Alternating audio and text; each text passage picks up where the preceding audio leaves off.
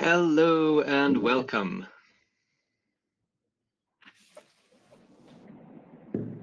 Live from Times Square. No, I'm kidding. Welcome everyone. We are just awaiting people to join for a minute or so.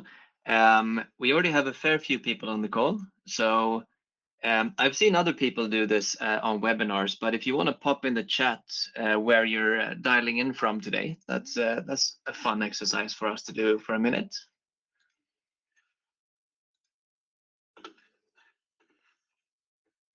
Norway.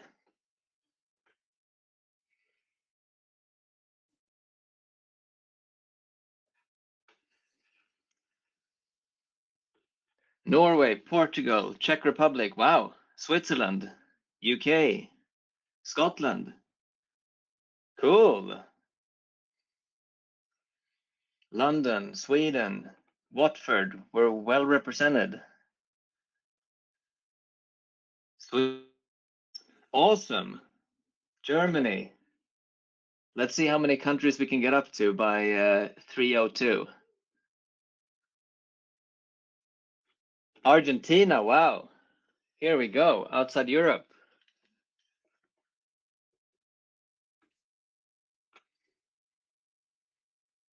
Anyone from Asia? Ireland.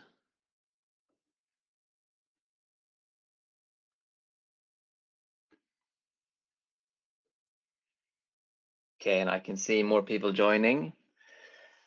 When my time is 3:02, we'll get started. And it's 3:02. Here we go. Okay, welcome everyone to this webinar today, hosted by myself and my colleague Dimitris, where we'll talk about carbon accounting, return on investment, how to combine compliance and profitability, which is a topic that we both speak with our customers about on a daily basis. A few housekeeping rules for today. The webinar will go for about 45 minutes. It will be recorded, and we can share a link afterwards where you can find the recording if you can't stay for the whole thing.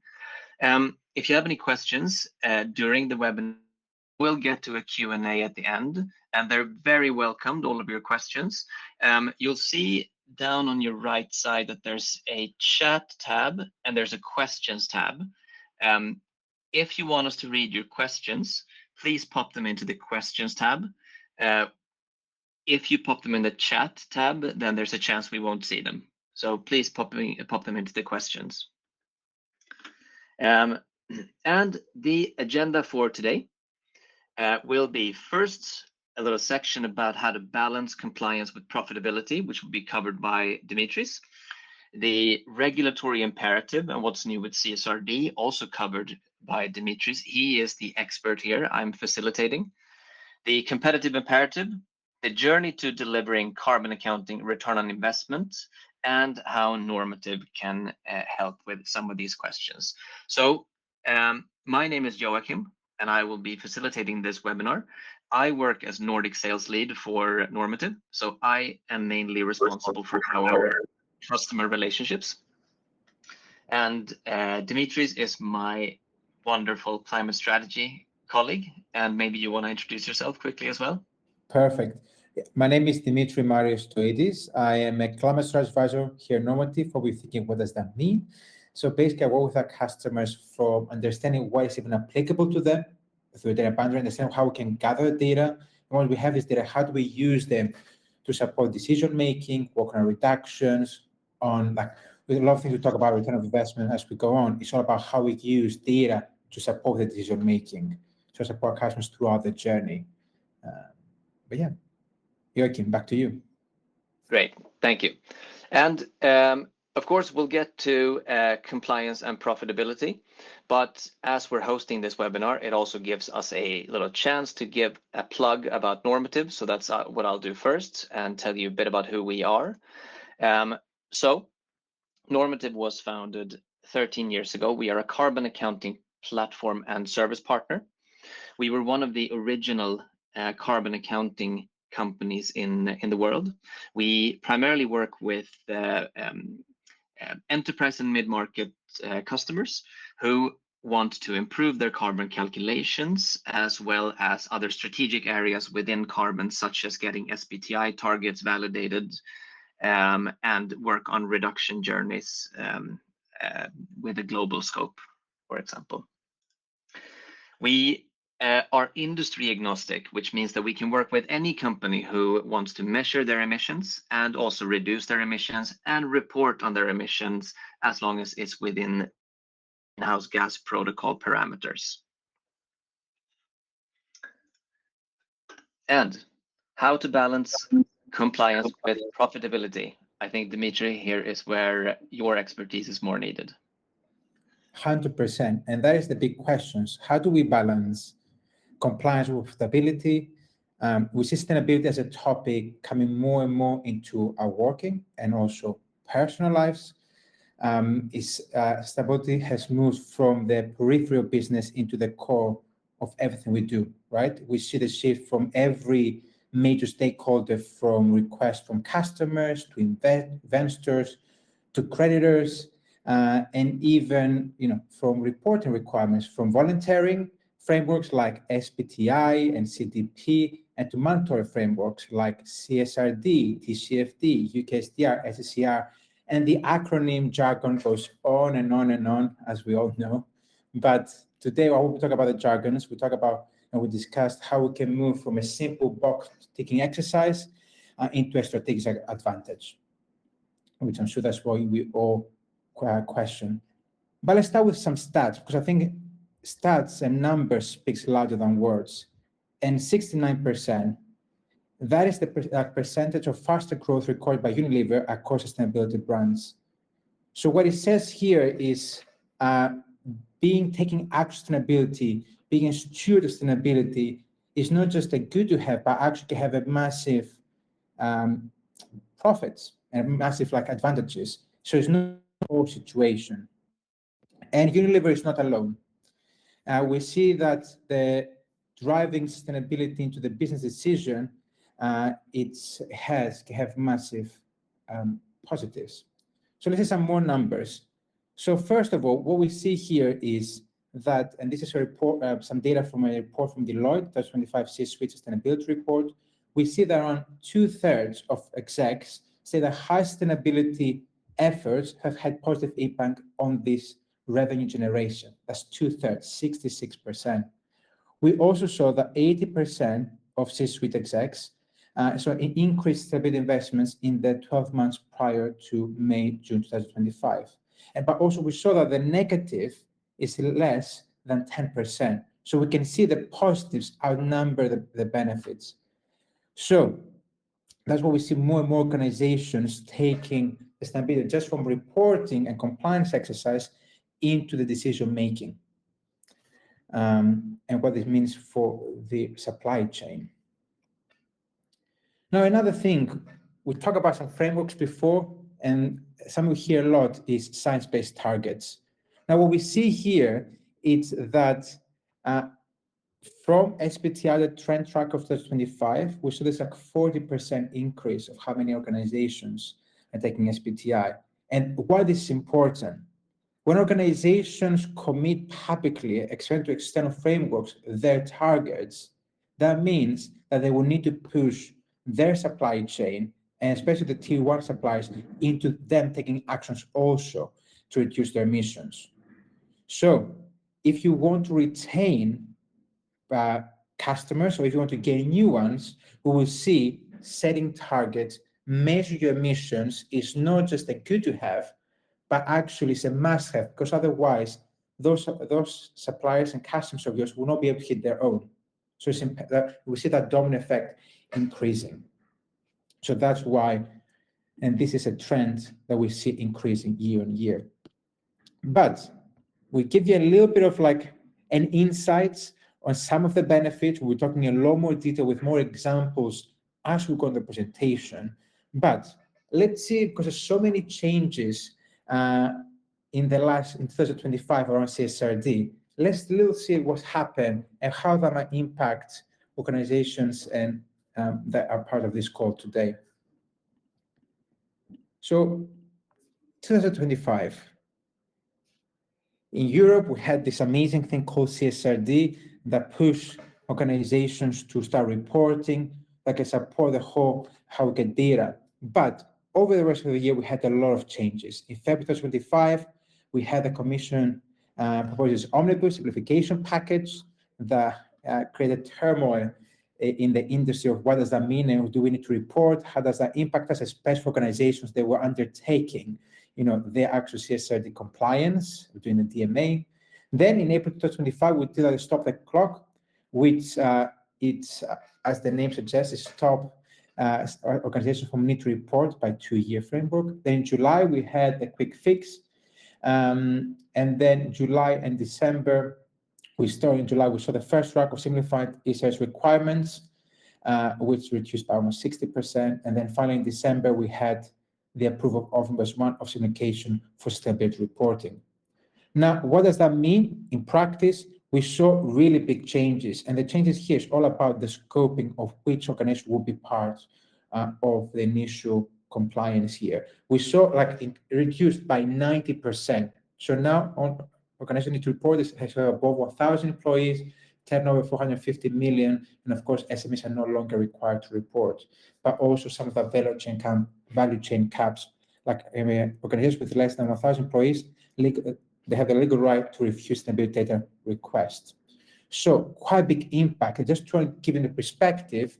On the left, we can see here what was originally proposed in terms of the waves, and what was who had to report. And on the right, we can see now based on the omnibus new scope who changes. So we saw wave 1 went from 100 employees to 1,000. That's a really big thing. That's what we say, like 90% reduce on like who has to report here. So quite a lot of different changes. But CSRD is not the main focus of this call, right? Because a lot of people here is like, okay, if CSRD is not a thing, why do we need to do so?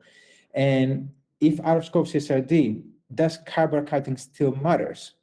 And that is the question. And the simple answer is yes. And let's see why. Now, there's 3 things, although we're going to see a lot more coming in, but one of them is like your biggest customers still need to report. What that means is like, if you have big contracts with some of those big organizations, they will request data from you. So you still need to measure emissions in order to report to them. And as we see the pattern now, is more and more organization giving this data is not anymore as optional good to have. It's an actual contractual obligation. So this is why this is very important. Second of all, it comes a competitive advantage. As we will see, going through the carbon accounting and have those credentials, we see there's a lot of benefits, both on when if you want to raise investments, but also how you are as a brand externally. And finally, use time to build an advantage. Although competitors might see this CSRD as time to relax at times, to get CSRD ready, this time to get ahead. And this get ahead can have a direct impact in the bottom line, which at the end of the day, that's what business is all about, right? It's important to align the business side with the sustainability side, because those are 2 things interlinked together. They're not 2 separate stuff. Now, let's go into the competitive imperative with some more numbers here. We do love numbers, but overall, it's we see more than 90% of FTSE 100 companies include ESG requirements into the tender. And we talked before about the advantage about the required to report this. We see it won't change, right? More and more countries need to report. So as a result, they need to get the data from the value chain. So you might not have to report to a regulator. You have to give it to those top suppliers. Also, what we see is 69%, we saw from Unilever, increase due to taking action from sustainable brands. And finally, we also see in terms of investment opportunities, we see here 92% of European institutional investors are willing to pay 10% more of a confident positive ESG record. 10%. But also we see if you go to the public side, for example, in the UK, if you want to go and get like above 5 million of grants, of public grants, you need to provide numbers for your measurements of your carbon emissions, but also provide a reduction roadmap of how you can reduce them. So we see here that we have both the private, the public, but also on the growth sides, the benefits that it has to save money, make money, and grow. And let's take an example here. This is one of our customers, CDW UK. We talked before about the public procurement side. As we said, the CDW, they are part of getting grants from the UK government, and it's a stipulation that you need to provide those emissions and full carbon reduction plan in order to be able to contracts above 5 million. Also, what we see here and combined, so we have here one about the funding part, but also we talk about like how it can allow you to save money.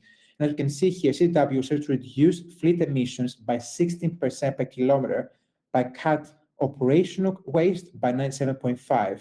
So all those things, again, reducing kilometers also means reducing fuel use. That means saving on the bottom line. So we see again that how all of them are interconnected.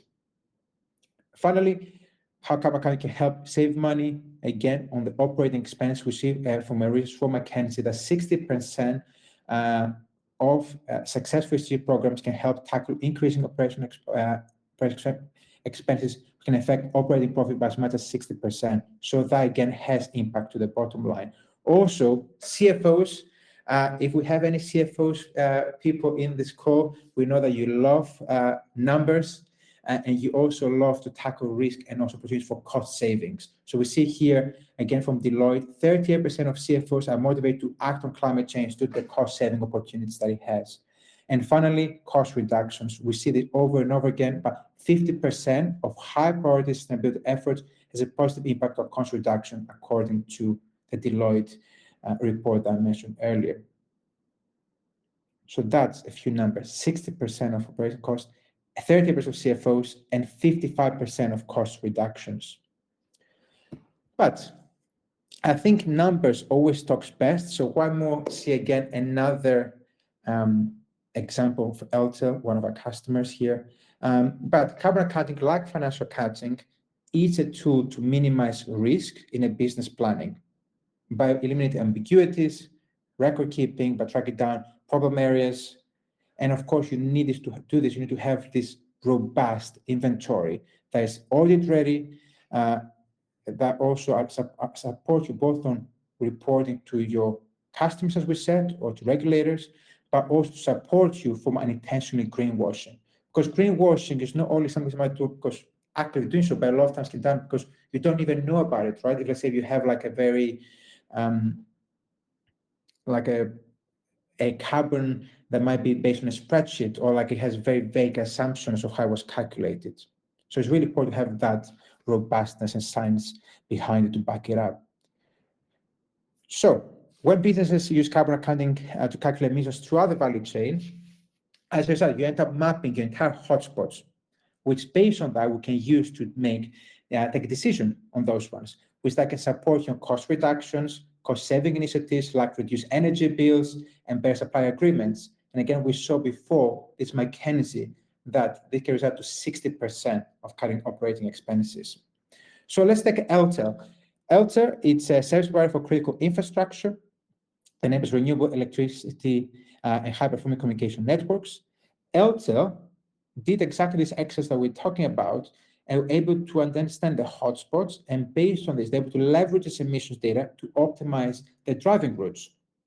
So this optimization led both the reduction in emissions, but also in the cost associated with the fuel, and also on the man hours. So, and of course, LTEL is just one of the many, many examples in the many, many areas. So it's not just about driving. You can see this throughout the operation of the business. And of course, this can vary between the different business models and the impact it can have. But just to reiterate what we said so far, the benefits can be both of the economic profit, because 20% of economic profit on average could be at risk for companies due to the failure to decarbonize, according to McKinsey, We saw before about greenwashing. One, we saw like the higher education organization that we work with, we saw that the emissions were 70% lower than those delivered by an industry accepted healthcare tool, just because of the overestimation and just of the lack of granularity and science-backed data. So that's what we said before about how important is to have the data in there. And of course, first, cost of climate risk, we see like $162 billion is the financial loss could be incurred from supply chain risk compared to 56 billion required to mitigate them. So it can taking action, it can save a lot of money in the long term.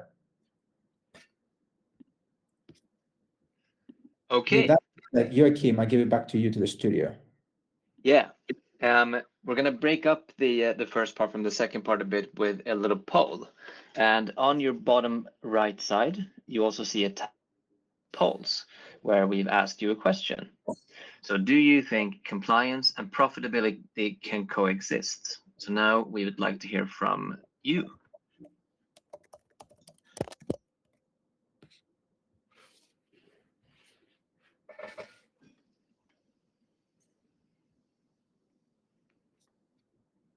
Okay, so far 95% is a yes. I don't know if it was Dimitris who was very convincing, or if this is very good news for us all.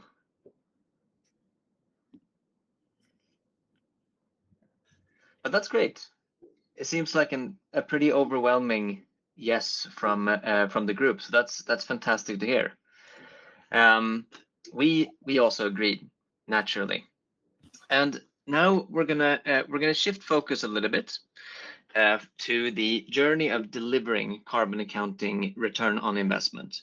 And with this, we have compiled some of the most common questions that we receive on a daily basis that I will ask you, Dimitris, if you don't mind. Of course. Cool. So the first question is spreadsheets. If my handling our carbon reporting in spreadsheets, as a lot of companies do, what are some of the risks associated with that? 100%. And just a caveat before I go into like what I have to say, I have nothing against spreadsheets. We use Excel, we love Excels, but of course, what the main point here is that spreadsheets a lot of times contain errors and faults. And we can see here that 94% of spreadsheets contain some faults. And we can see here 50 real world, and this comes from 50 real world operational spreadsheets that have been audited. So what I want to say here is spreadsheet is quite easy to make mistakes. You can copy and paste the wrong place. It's quite prone to errors. So that's why some of the risk as a result of that is first is the accuracy. Spreadsheets can often made using only industry average emission factors. So a lot of times it's spend-based. It doesn't allow you really to work with your supply chain, which one of the things we work a lot with customers, especially customers that have targets they want to reduce. With spend-based method, the only way to reduce your emissions is to spend less. And I know we work with a lot of ambitious companies here that we have in this call. And of course, this will not be a viable solution for you, right? You want to continue growing, but you want to grow in the right way. So working with supply chain is key, which is pressure cannot really support you that, right? And another one is unintentional greenwashing, right? Again, if you have an error when you put the data or perform calculations and you get the wrong emissions, and then this will also impact your targets or your progress reporting. That, of course, can have reputational damages that can result from that, which, as we know, this can be a really, really impactful thing for a business and not in the positive way. And finally, is falling short of customer expectations. As we said so far, and we see again with my own customers as an increasing demand, is that spreadsheets and spend base is not granular enough. Organizations, they require more data, and you need to be able to provide them in an easier way. And that's another way of like missed opportunities that can also lead to both not be able to retain revenue, but also not be able to gain a new one. And as we can see here, an example we see on the left was price-paid calculation. On the right, we show we're using carbon calculation software like Normative. On the left, we see like what we're going to do is we could take a spend or we'll take a material activity, we put an emission factor, most likely going to be spent, and that's how we calculate the emissions. On the other side, what we see, or like use a normative, we take your input. And important here to note is the input can vary. It doesn't have to be spent. It can also be activity data. It can be PCFs, LCAs. It can be whatever we can think of. We can ingest it. And then from there, there's a lot of different steps to ensure the accuracy and the robustness. Some ways that could be like about validation input, ensuring that everything's done correct. Inflation adjustment is extremely important with using spend, because just that can, like if you don't do this, it can inflate your numbers extremely high, but does not like reflect on your activity that you undertake. And also we have here things like flag emissions, biogenic emissions. We can use more granular emission factors like taking region into consideration, different industries. We can use like supplier data. So in here, as you can see, this is not even everything. There's a few examples that can really allow you to go in more detail before we put the correct emission factor and before we calculate your emissions. Because as we said, if you use on spend, the only way to reduce is spend less. By transition to supplier data and more accurate data, it allows you to grow the right way and be able to support with your decision making. So where's spreadsheet vs carbon accounting and the differences? As we said before, carbon accounting and using a software allows you to do more calculations. It gives you more granular, reliable data. We have many organizations that do the reporting quarterly, biannually, or even some monthly, so it can support the decision making throughout. So you don't have to wait for a year before you can take anything. Also, spreadsheet cannot scale, as before, as we said, centralized system, and also they are static. And finally, traceability. In here, a lot of spreadsheets, you cannot really understand where they come from, how we calculate things. It can be very hard for audit purposes. And we see also a trend upwards when it comes to like requests from audits. For example, the SPT, the science-based targets version 2 that's coming in, it will require audit inventory. So that means that you need something that has like support with this to make your life easier. Because as we all probably know, going through an audit, it can be quite painful if you don't have the right tools to support you. So that's why having something can trace everything from the source to the calculation is extremely important. So just to clarify, is spreadsheets can be good to start, but if you go to the next level, you need someone that allows you to scale, to report more frequently, support you with your audit, and that can help with that decision making without fearing potential mistakes due to the lack of traceability. Hopefully I'll answer your question, Joachim, there. Yeah, thank you, Dimitri. I think it was a good explanation, and as you said, a lot of our customers have started out with spreadsheets, and a lot of companies are still using spreadsheets. Nothing wrong with that, but it was good that you highlighted some of the benefits of moving away from spreadsheets to ensure that everything is right and that you make fewer mistakes. The second question is the essential steps that we as a business need to take if we want to build a solid carbon inventory that enables us to deliver the ROI that we've been talking about in this meeting across the business from carbon data. What are those essential steps that we need to take? 100%. I'll say these can, of course, vary between organizations, right? Because when we work with organization, we come to where your journey is compared to just starting from scratch and have it fixed for everyone. But I'll give an idea of how that can look like first. Of course, the most important to begin with is having that data and support with the data, right? The way we work is we're going to take your data, we're going to have the conversion factor, we put emission factors, and we calculate your emissions. Because once you do this, where it gets really exciting is like the things you could do with that, right? Because it's really important to have that first inventory to support you. So once you do this, we can start working on target setting. We can talk about reductions. In the reductions, where we're going to see like we can actually put those targets to come into consideration. For example, we saw like hotspot mobile combustion and fuel is really high. Then we can be like, okay, what can we do to actually take action on this based on this data, right? Can we do an analysis in more depth there to understand like which countries are or which specific delivery routes, as an example of that. Then we'll be working with a supply chain. In here, it's a lot of things exciting with the value chain, but it's how do we start putting like those procurement policies in place and the requirements, regulatory investor requirements. Again, this each return of investment in a way, but also things you need to do, but also allows you to have this with a lot less headache, right? And finally, that going back to sustainable branding, that you can really put it into your like communications. But the way to support with this, and this can really vary how we would normally do, because we said the important thing is to have that inventory first before we can do anything. Some of you might already have data available, you might be very mature. So some of the things that might happen a lot shorter than other organizations might just start. And that's what I said before in the beginning. This can really vary between different businesses, but that's why Normative, you always have a dedicated climate strategy advisor to support you throughout the process, someone that knows your business inside and out. But overall, the way we do is normally we have an onboarding session. It's all about understanding your needs, understanding your objectives, what you want to be, how you want to do it, and by when.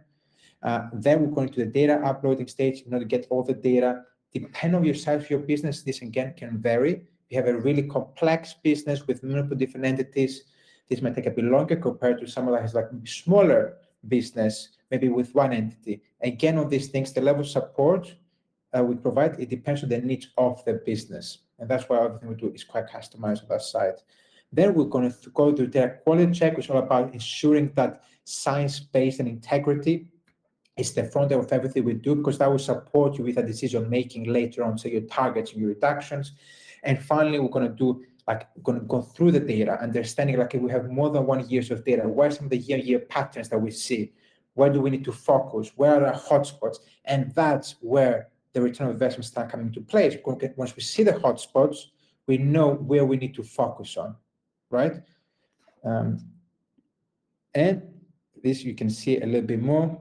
Kickoff is that what we're talking about, and uploading the data. Because once you do that, and that's where the important things come into play, is we can start working on the data on action planning. We can talk about milestones and target setting, on emission reductions. In here, we could talk about how we can democratize action throughout the business, so sustainability becomes integrated in everything, right? Because sustainability is not just for the sustainability manager, right? It can be about facilities manager to work on the energy for your facilities, right? Because if you operate many buildings, that can have a quite big cost to the business. It can be the procurement officer, the category manager, to work with their suppliers that they have to work on. It can also be with finance. So there's a lot of exciting things and to work in different departments. But success in here is we always tailored the journey to the business we work with. And in here, then we have a lot of other things we can put in place, like working in educational training internally, science-based targets, programmable footprint, and more such that we always depend on what your needs. But just to recap, in terms of like what we started, the steps needed is first is having that baseline, because once you have this will support with a decision making. And the KPIs we can put to be able to track those things. Joachim.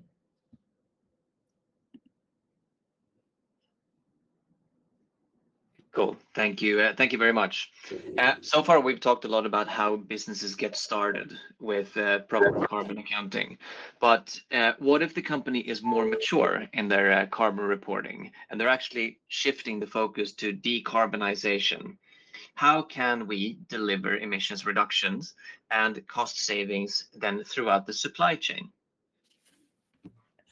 That is a really good question, if I may say so. So in here, of course, supply chain, especially for organization with vast supply chains, it's a really big question. It's also a really big area that work with a lot of our customers here to support.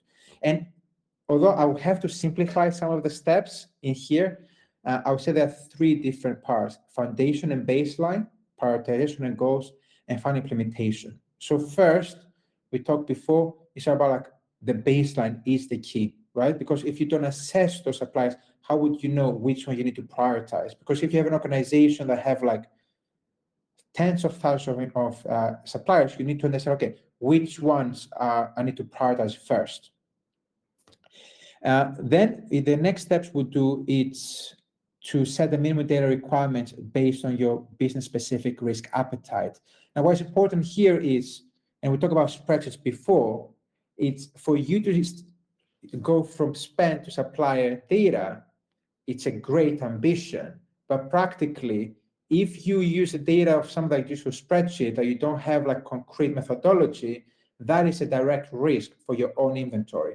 So in here, you need to put some of what is some of the requirements of those data need to have as a minimum. And this again vary between the business. For example, some of them need to have third-party audited only. And also this is what you want to work with your supply chain. Then I think AI is something we see increasingly, and I think AI is a great tool.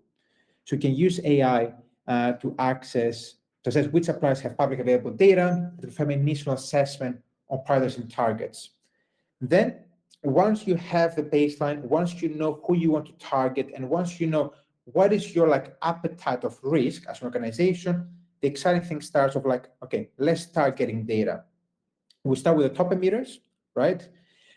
Because that we have is the easy win. We see a lot of our customers that sometimes a really, really big part, like over 50% of the emissions sometimes can come from the top 20 suppliers. And again, top 20 suppliers, it's a lot easier compared to having to reach out to like thousands of suppliers, right? So we always want to focus on the top, and as we go, it can go to the lower parts of the smaller ones. Then we start setting clear procurement guidelines and requirements, both for internal, we have multi-category managers support the decision making, but also to understand like externally, the suppliers, what do they need to do? What is the requirements? And based on that, what is your timeline? It's really important to like, once we set the goals, we walk backwards from that. And always we work with you. So all those things, you have someone to support you, understanding what do we need to achieve, right? And of course, this timeline can either be from external pressure or from internal pressure. This can really vary between organizations. And finally, once we have the data, it's all about engaging, getting the data, providing sometimes, different carrots and sticks. For example, you can use contracts as a leverage, but also give rewards, for example, better payment terms, or you can be creative on this, right? You can give like a £10 voucher if you wanted to, although I don't know how much impact that will make. And finally, it's educating and support. I think education is a really big part. You cannot expect someone that have not done it before to do it within 6 months. So you need to work with your supply chain, but also on that part, it can be a great way of just strengthening your relationships. And there could be a lot of cross benefits outside of just the reporting. Because throughout those things, working with your suppliers, you can also identify different risks that you can support and navigate together. So this is a little bit, it's about baseline is always on the top, using data and being smart, using AI to support with understanding who you need to support, putting the guidelines based on your the requirements from your organization, and then actually going out and getting the data and using different carrots and sticks to support with this. And education finally is always key.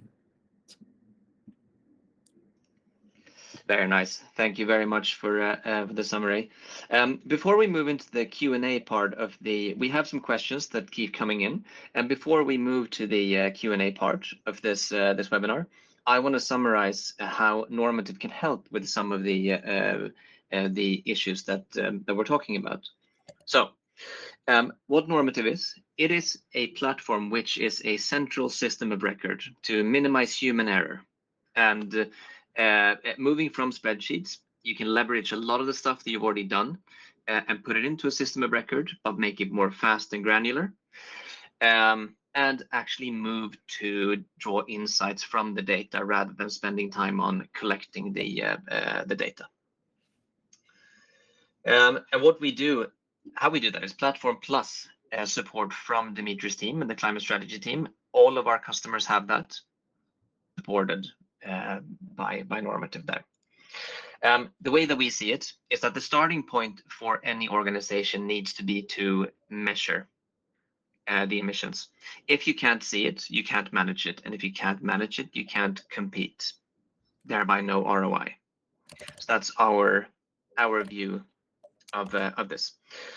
And we have plenty. If you are interested in talking to us about this, we have use cases from all kinds of industries, all kinds of company sizes, of cost-cutting examples, of where we have shortened the time to value for customers and changed the way that organizations work with carbon calculations. So if you want to talk about your specific organization with us, then this QR code, if you scan this, you can book a meeting with one of our experts. And I will, as we only have 5 minutes left, I'll move to the Q&A part now, but I believe the QR code will still be there. Okay, so the first question that we received is from Tina. And the question is, with regards to your poll, this webinar, do you think compliance and profitability can coexist? I voted yes, but believe this is a medium to long-term gain, along with the challenge of senior leadership supporting this. Dimitris, do you agree with this statement? Yes and no. What I mean by this is definitely, like, you can see the biggest benefits more medium and long term, 100%, right? It takes time to, like, especially if you've never done this before, it takes some time to start doing it, training internally, putting the system in place to really support in the granularity you might want to support with the decision making. But also, even from the get-go, you do have easy wins that you kind of leverage. For example, and each one is always electricity. Have a customer that they assess the data and then they went in, for example, they put solar panels on the rooftop, which their return of investment for them was 3 years on that. 3 years is quite great to see this return of investment to be. So in a way that for it depends on your business that you operate, a lot of the big benefits will come on the medium long term, both on the risk, and of course sometimes depend again where you operate and the pressure you have to report or take action where it comes from internal or external. It might be a challenge for senior leadership to get in, but the moment they are, we see like you have great results. And that's why I think here it's the education comes really importantly, because we see the numbers are there. So it's all about communicating them, because once you do and you start working on this, the benefits are really, really big, both for reputational, regaining revenue, as we said, but also on the actual cost and the cutting expenses by optimizing your value chain. So yes, and no at the same time for that specific reason, Tina. But I'm happy that you are also voted yes. Awesome. Thanks for that, Dimitris.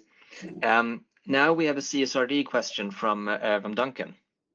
And the question is, for companies with fewer than 1,000 employees, is it a legal right to refuse data requests from their customers or from governments?